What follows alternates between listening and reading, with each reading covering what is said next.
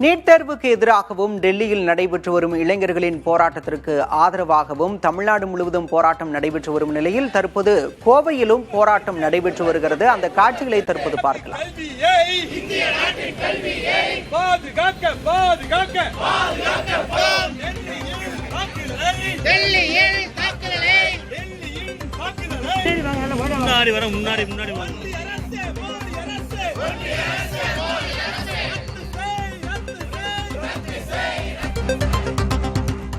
கோவையில் எஸ்எஃப்ஐ அமைப்பினர் நீட் தேர்வை ரத்து செய்ய கோரியும் மத்திய கல்வி அமைச்சர் தர்மேந்திர பிரதானை ராஜினாமா செய்ய கோரி வலியுறுத்தியும் போராட்டத்தில் ஈடுபட்டிருக்கின்றனர்.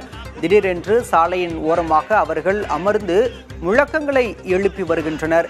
அவர்களை தற்போது போலீசார் அப்புறப்படுத்தும் காட்சிகளை பார்க்கிறோம். வலுக்கட்டாயமாக அவர்களை இழுக்கும் காட்சிகளை பார்க்கிறோம்.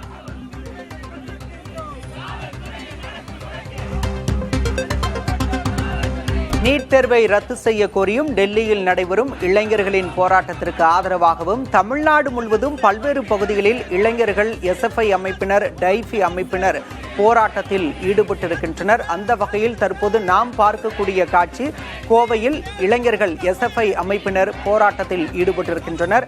அவர்களை தற்போது போலீசார் வலுக்கட்டாயமாக அப்புறப்படுத்தும் காட்சியையும் பார்க்கின்றோம்.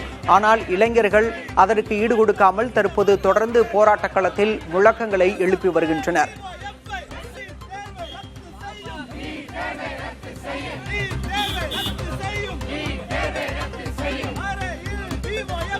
நீட் தேர்வை ரத்து செய்ய வேண்டும். நீட் தேர்வு வினாத்தாள் கசிவு விவகாரத்தில் மத்திய கல்வி அமைச்சர் தர்மேந்திர பிரதான் பதவி விலக வேண்டும் என கூறி கரப்பான் ஜனதா கட்சியினர் டெல்லி தலைநகரில் போராட்டத்தை தொடங்கினர்.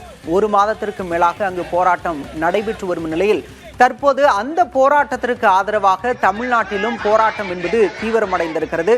குறிப்பாக தமிழ்நாட்டின் பல்வேறு பகுதிகளான கோவை, தஞ்சை, ஈரோடு, வேலூர், திருச்சி என பல்வேறு பகுதிகளிலும் இளைஞர்களின் போராட்டம் என்பது தீவிரமடைந்திருக்கிறது. அந்த போராட்ட காட்சிகளைத்தான் நாம் தற்போது திரையில் பார்த்து கொண்டிருக்கிறோம்.